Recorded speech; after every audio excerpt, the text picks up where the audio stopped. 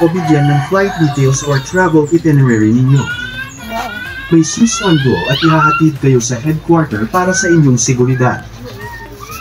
Kayo po ay dadaan sa initial sa interview ng pamunuan ng TrueHN, so tips dapat po ay magsuot kayo ng tama kasuotan during sa interview process, o magsuot ng formal na kasuotan, bawal po yung nakasulas. Ang mga itatanong sa inyo ay mga basic question katulad ng iyong personal detalye, paano nyo nakilala si TrueHN, saan nyo nakuha ang coin, at iba pa. Lahat po ay dadaan sa interview process, kailangan maipasa ang interview na ito.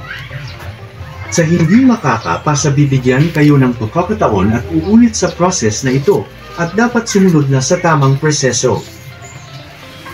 Sa mga sa wala coin, automatic na binigyan kayo ng 2 TrueHN coin sa office. Sa may mga coin need i-verify kung galing kay Ma'am or kay Sir Angel, makikita po yan sa history ng inyong wallet sa bawat transaction. Kung ito galing sa kanila, kayo agad na makapapasa.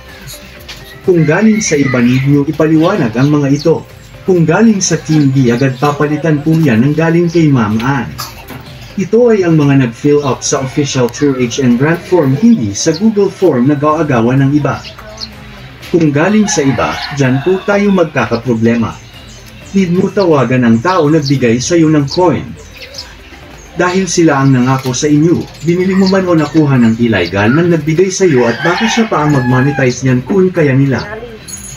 Balik tayo sa pangalawang stage sa mga nakapasa sa interview, kayo ay papasailalim at dadaan ang beneficiaryo sa drug test para masiguro na gagamitin sa maayos ang pera na ipagkakaloob.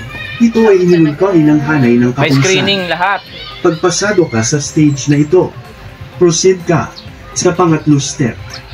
Sa mga hindi makapasa sa drug test, ikaw ay isailalim sa rehabilitasyon o di kaya ipapauwiin. Balik tayo sa nakapasa. Sa drug test, ikaw po ay tutuloy sa accommodation na tinalaga ng True Office at sa ilang araw ay papuntahan ka na sa bank kasama mga certificate at documenting dadalhin sa bank. Ikaw po ay magkakaroon ng ID ng Dinafo at automatic maging beneficiaryo nito kasama ang ibang benefits na nakasama sa ahensya nito at dalhin ang personal, government valid ID. Dapat dala mo rin ang cellphone na may laman ng 2 TrueHN na binigay ng office sa beneficiaryo. Tips lang po. Magsuot ng kaaya-aya damit sa pagpunta sa bank. Bawal yung sleeveless kung maaari magsuot ng formal na damit at sapatos. Ang trabaho po ng bank is to verify po kung tama ang detalye na nai-forward sa kanila at kung tama yung dala mong pagkakakilanlan. At sa kapag buksan ka ng account kung saan ilalagay ang pera kasama ang ATM, passbook at checking account. Para sa beneficiaryo ng TrueHN, paka-receive ng debit atom card need po ito i-activate sa ATM machine at need mo rin basahin at permahan ang mga condition and terms lalo na ang non-disclosure agreement na bawal mong i-post, pagsabi, test ang grant na pera na pinagkaloob sa iyo. Ito ay mga safety measure para sa inyong seguridad, mga bagay na dapat ilihim katulad ng nanalo ng loto, bawal ipagsabi. Dapat mong sundin ang tugon at bilin sa iyo. Pagkatapos po nito, ihahatid ka po sa shuttle pabalik sa pinagstayhan nila. Hintayin ng ilang araw.